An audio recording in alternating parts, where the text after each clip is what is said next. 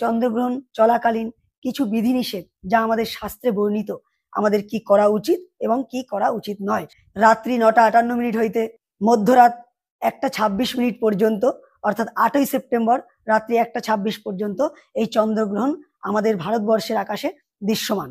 যেহেতু পূর্ণগ্রাস এবং ভারতবর্ষে দৃশ্যমান, সেই কারণে এই চন্দ্রগ্রাসের সম্পূর্ণ প্রভাব আমাদের জীবনে পড়তে চলেছে। এই চন্দ্রগ্রহণ চলাকালীন কিছু বিধিনিষেধ যা আমাদের শাস্ত্রে বর্ণিত, আমাদের কি করা উচিত এবং কি করা উচিত নয়, সেই নিয়ে আজকে আমি আপনাদের বলতে চলেছি। পুজো আচ্চা, যাগ যজ্ঞ, গৃহপ্রবেশ, গৃহে কোনো শুভকর্ম করা চলবে না। এই সময় ব্যবসা বাণিজ্য বা অর্থনৈতিক কোনো লগ্নি করা থেকে বিরত থাকতে হবে। গর্ভস্থ মহিলাদের বিশেষ সতর্ক থাকতে হবে এই পূর্ণগ্রাস চন্দ্রগ্রহণে। ধারালো কাঁচি ছুরি হইতে নিজেকে দূরে রাখতে হবে। এই সময় চুল কাটা, নখ কাটা, স্নান করা হইতেও বিরত থাকতে হবে। গ্রহণ চলাকালীন রান্নাবান্না করা থেকেও নিজেদেরকে বিরত রাখা উচিত। গ্রাস চলাকালীন খাবার খাওয়া বা খাদ্য গ্রহণ হইতেও নিজেদেরকে বিরত রাখা উচিত।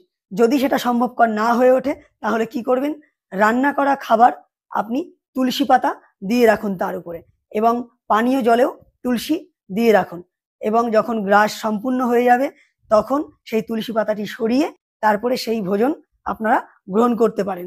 এগুলি মেনে চলুন। যেহেতু চন্দ্রগ্রাস পূর্ণগ্রাস এবং যদি রাতের আকাশ পরিষ্কার থাকে, আমরা খোলা চোখেই এই চন্দ্রগ্রাস দেখতে পাবো। সকলে ভালো থাকবেন। নমস্কার।